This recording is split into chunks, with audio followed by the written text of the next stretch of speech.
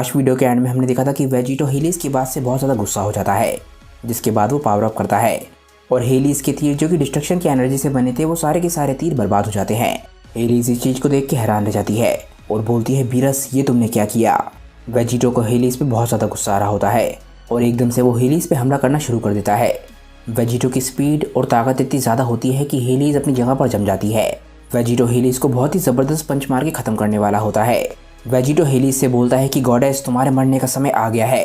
हेलिस Vegito से इतनी ज़्यादा डर गई होती है कि वो अपनी जगह पर ही जम जाती है। ऐसा लगता है कि उसने मान लिया है कि अब वो मरने के लिए तैयार है। तभी हेलिस एकदम से सोचने लग जाती है। वो बोलती है, क्या यही मेरा अंत है। इसकी ताकत और स्पीड इतनी ज़्यादा है कि मैं इसे रोकने के लिए कुछ भी नहीं कर सकती। मैं बस ये उम्मीद करती हूँ कि बच्चे मेरे बिना ठीक रहेंगे। पर जहाँ एक तरफ गॉड ऑफ डिस्ट्रक्शन हेलिस डरी हुई होती है, दूसरी तरफ एंजल सॉर बहुत ज़्यादा गुस्से में होता है। वो बहुत ज़्यादा सीरियस लग रहा होता है और उसे देख के पता चल रहा होता है कि वो ज़रूर कोई एक्शन लेने वाला है। एंजल सॉर एकदम से अपनी अल्ट्रा इंस्टिंक्ट की ताकत का इस्तेमाल करने लग जाता है और हम देखते हैं कि बहुत ही चमकदार ऑरा उसके चारों तरफ आ जाता है। सॉर बोलता है कि मुझे भले ही एंजल लॉस को क्यों ना तोड़ना पड़े, पर मैं लेडी हेलिस को ऐसे मरने नहीं दे सकता। मल्टीवर्स की भलाई के लिए मुझे इस मॉन्स्टर को अभी के अभी मारना होगा, इससे पहले कि ये और ज़्यादा तबाही मचाए। फादर को जवाब देने के बारे में मैं बाद में सोच सकता हूँ। एकदम से हम देखते हैं कि सॉर वेजिटो पे अटैक करने के लिए आगे बढ़ता है। सॉर चिल्लाता है कि वेजिटो मेरे सामने तुम ये नहीं कर पाओगे। हेलिस एकदम से हैरान रह जाती है क्योंकि वो पहली बार किसी एंजल को अटैक करते हुए देख रही है। आज तक हिस्ट्री में किसी भी एंजल ने अपनी मर्जी से किसी पे भी अटैक नहीं किया है, क्योंकि एंजल्स हमेशा गॉड ऑफ डिस्ट्रक्शन के कहने पे ही कुछ करते हैं। हेलिस बोलती है, सॉर तुम ये क्या कर रहे हो। सॉर एकदम से हेलिस और वेजिटो के बीच में आ जाता है। तभी एकदम से सॉर बहुत ज़्यादा हैरान रह जाता है। वो बोलता है, ये क्या।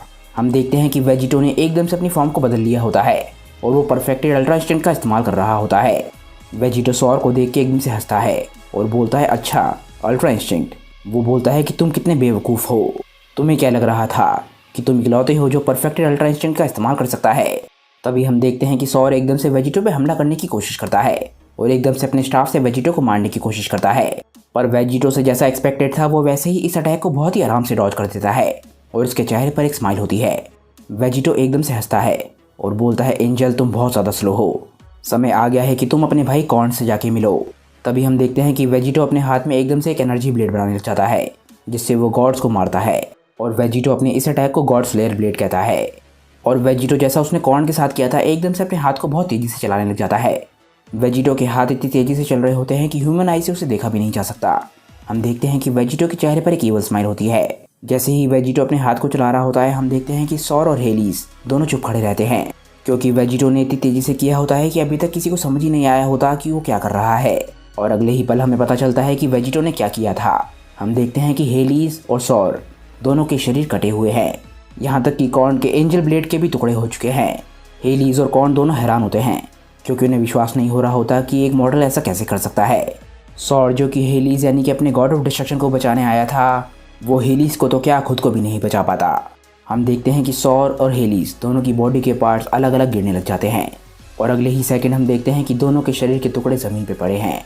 वेजिटो वहीं पे खड़ा होता है और उसके हाथ में डिस्ट्रक्शन का एक अटैक होता है। वेजिटो इससे आगे कुछ भी नहीं बोलता और एकदम से चिल्लाता है, हकाई।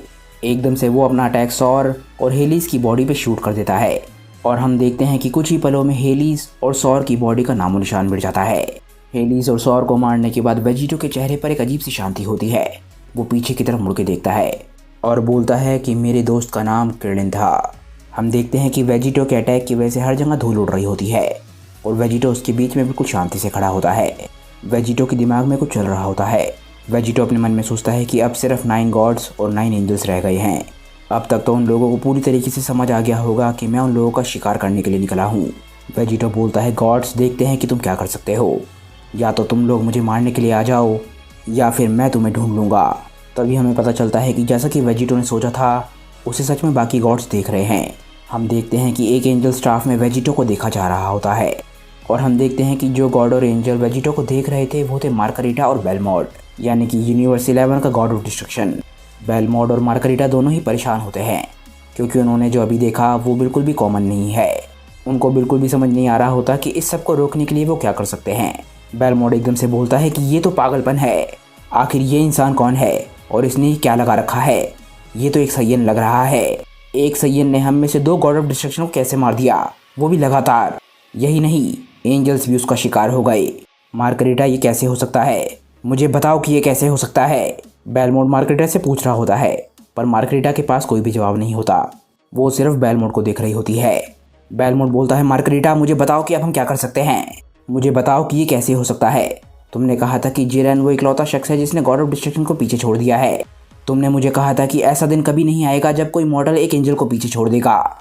एंजल, तुमने मुझे इस बात की गारंटी दी थी, और अब तुम्हारा भाई कॉर्न और सार दोनों मारे जा चुके हैं। मार्गरेटा भी उतनी ही परेशान होती है जितना बेलमोंट होता है। मार्गरेटा एकदम से समझ नहीं पा रही होती कि वो बेलमोंट को क्या जवाब दे। वो बोलती है, बेलमोंट सामा, मुझे भी ये बात समझ नहीं आ रही है कि आखिर वो मेरे भाई सौर को कैसे मार पाया, वो भी इतनी आसानी से।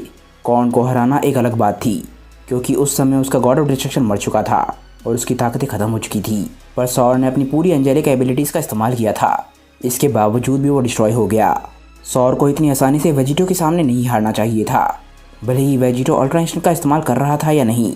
मैं ये तो नहीं समझ सकती कि ये कैसे हुआ, पर वेजिटो की अल्ट्रा इंस्टेंट की मास्टरी उसे कैद करने के बाद और भी ज़्यादा मजबूत हो गई है। इसके बाद मार्गरेटा काफ़ी ज़्यादा परेशान लग रही होती है। वो बोलती है कि मैं बस इतना बोल सकती हूँ कि जब वेजिटो ने बीरस को हराया था तब उसकी ताकत इस लेवल के आसपास भी नहीं थी। पर ये वेजिटो उस वेजिटो से अलग है जिसे कैद किया गया था। पर जितने समय में वो कैद था, ना जाने किसी वजह से उसने अपनी ताकत और स्किल्स इन दोनों पे और भी ज़्यादा मास्टरी पा ली है। पर ऐसा कैसे हो सकता है? अभी तक ये बात भी क्लियर नहीं है कि ज़ैनो सामा ने उसे अभी तक ज़िंदा क्यों रखा हुआ था। मुझे नहीं लगता कि इसका कोई और कारण हो सकता है। इसका सिर्फ एक कारण हो सकता है कि वो वेजिटो को तड़पाना चाहते थे। अब मैं जब वेजिटो को देख रही हूँ तो मुझे समझ आ रहा है कि उसने ना सिर्फ डिस्ट्रक्शन की ताकत को मास्टर कर लिया है एक ऐसे लेवल पे जो कि आपके और बाकी गॉड्स के लेवल से कहीं आगे है, बल्कि वेजिटो ने अल्ट्रा इंस्टेंट को भी मास्टर कर लिया है जो कि हमें एंजल्स के लेवल पर है। अब जब उसने गॉड ऑफ डिस्ट्रक्शन की ताकतों को भी मास्टर कर लिया है और अल्ट्रा इंस्टेंट को भी मास्टर कर लिया है, ये किसी के लिए भी अच्छा नहीं हो सकता। इसके बाद मार्गरेटा अचानक से ही कुछ सोचने लग जाती है। तभी वो सोचती है कि पर एक और चीज़ है जिसके बारे में हमें सोचना चाहिए। अभी तक मुझे ये समझ नहीं आ रहा है कि वेजिटो वीस के स्टाफ को कैसे इस्तेमाल कर पा रहा है। सिर्फ इस्तेमाल ही नहीं, वीस का स्टाफ उसकी हर बात मान रहा है।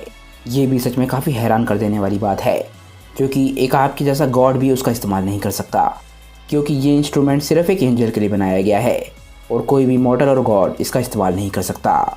हमारे स्टाफ्स को इस तरीके से बनाया गया है कि वो सिर्फ हमारी एंजेलिक एनर्जीज को ही रिस्पॉन्ड करे। मैं ये बात मानना तो नहीं चाहती, पर अगर वीस ने अगर सच में अपना स्टाफ सिर्फ वेजिटो के लिए छोड़ा है तो मुझे लगता है कि वीस ने वेजिटो के पास ज़रूर कुछ खास छोड़ा है, कुछ ऐसा जो कि वेजिटो की मदद कर रहा है उस स्टाफ का इस्तेमाल करने में। बेलमोंट को ये सब कुछ सुन के बहुत ज़्यादा गुस्सा आने लग जाता है और एकदम से वो अपने बालों को नोचने लग जाता है। बेलमोंट एकदम से चिल्लाता है और बोलता है, मैं जानता था वो वीस ज़रूर कोई गड़बड़ करेगा। मुझे हमेशा से यही लगता था कि वो बीरस की तरह ही हमारे लिए काफ़ी दिक्कत पैदा करेगा। मैं सिर्फ ये बात बोलना नहीं चाहता था। अब देखो उसकी वजह से ये क्या हो रहा है। ये तो बिल्कुल पागलपन है।